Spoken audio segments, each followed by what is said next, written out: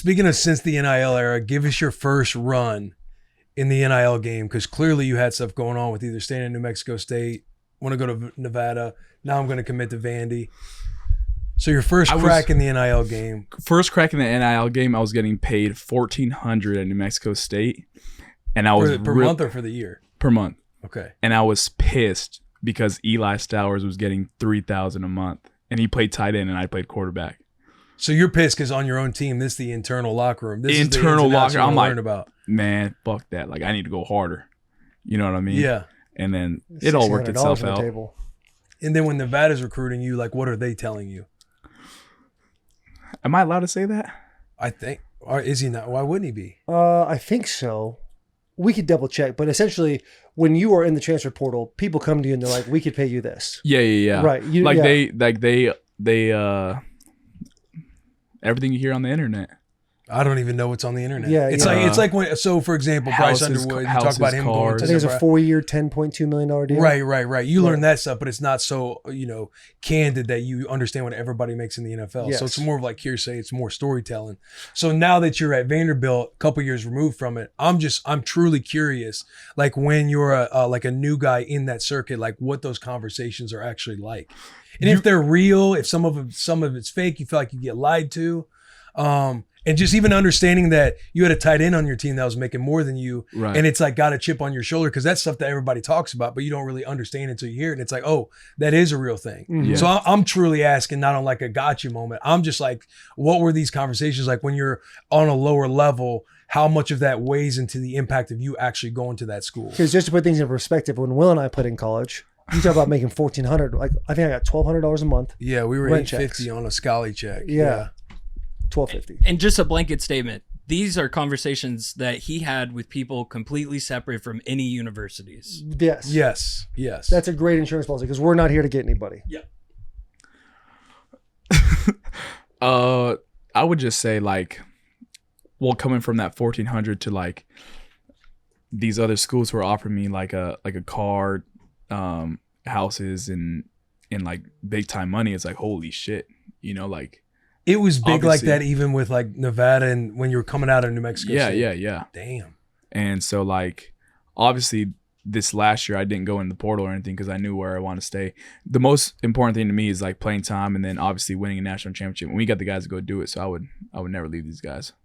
So New Mexico, when you're thinking about Nevada, Vandy, is there an amount of money that you stay at New Mexico State? Like, does it come down to, obviously there's other factors. Yeah. Time, going with your coaches, going with Coach Kill, who seems like a father figure to you. Yeah. I'm sure they probably get a little bit more. That was of a hometown priceless. Discount. That was priceless of like them obviously taking me into New Mexico State. That's priceless. And then I would have stayed at New Mexico State for $100,000.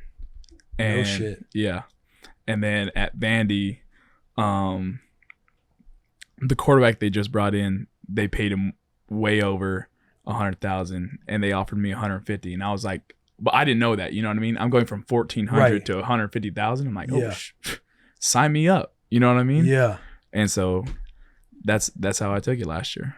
How does college football work when guys are getting paid this much? Like, do you guys have meetings with financial advisors? Do you have people come in and be like, how do do you understand taxes, these brackets? Like, do you have people that are taking care of all this for you? Yeah, I hate taxes. Everyone does. Isn't it crazy, bro? Welcome. Like the minute, It's awful. Yes. But I'm glad I live in Nashville, Tennessee too. That's a lot of things that players don't get is like the taxes here, like here, Florida, and there's like 7 states. But taxes, what else did he ask? Just how the process works with college football and like making sure everyone's financially literate.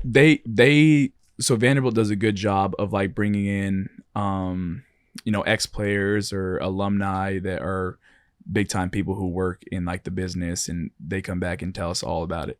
Like we have probably 8-9 meetings on it.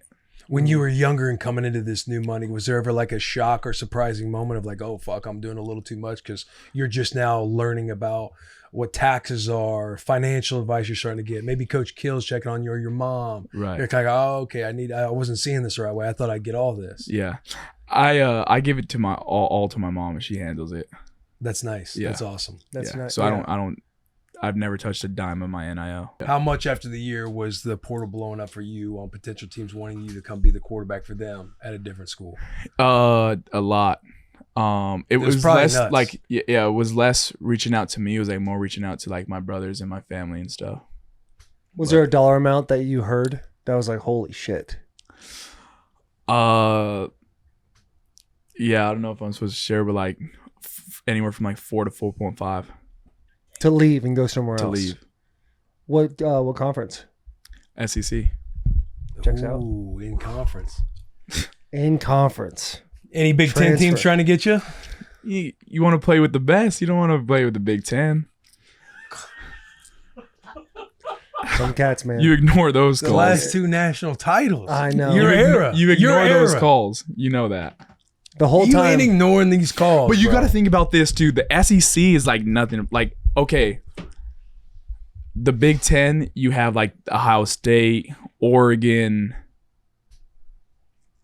It's Michigan. Michigan, Penn State, Penn State. Yeah. Okay. Arguably after this year, Nebraska.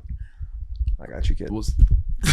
Yeah, we will see. I'll finish that sentence. Yeah, But like we just gotta beat but like Iowa. the We gotta beat Iowa. SEC, you got all dogs. So like you really only have 4 games a year. Like the SEC, it's like week after week after. Like you're gonna get beat on.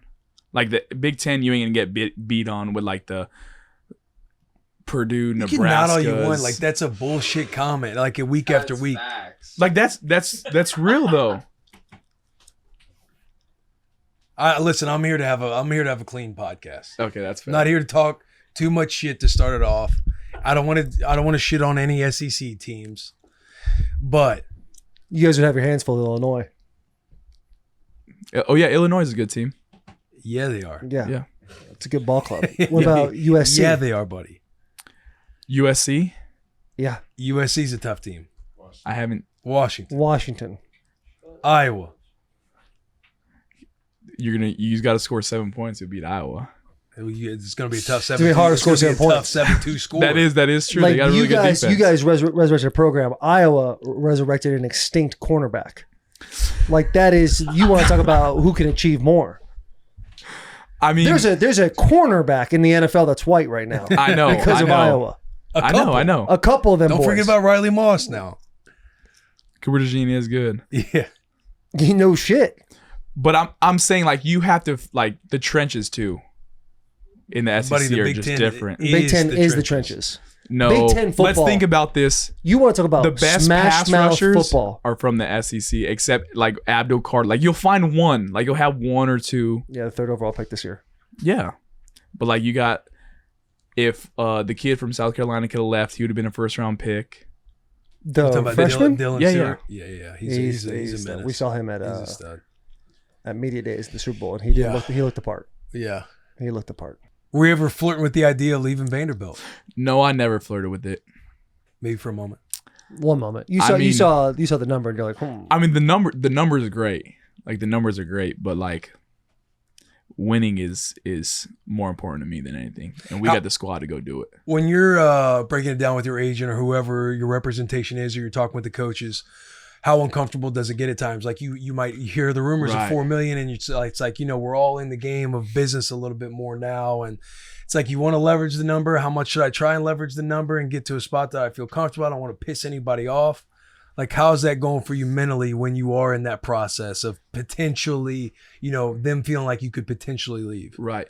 It was difficult for sure because like you got Coach Kill and Coach Beck like relying on you to come back, and then but it's like all a money game, and Yeah. then like you got other schools offering you $4 million and they don't want to pay you $4 million, but you're like, all right, but like you took a chance on me, so like I understand that. And then freak, I was gonna say something too, like they told me the things that I wanted to hear of how they're gonna build the offense, what receivers we're gonna go get, and they were telling me like we could pay you that, but we are not gonna have enough money to go get these guys to go throw the ball around. Yeah. And it just made sense to me. Like, man, I value winning over anything else. So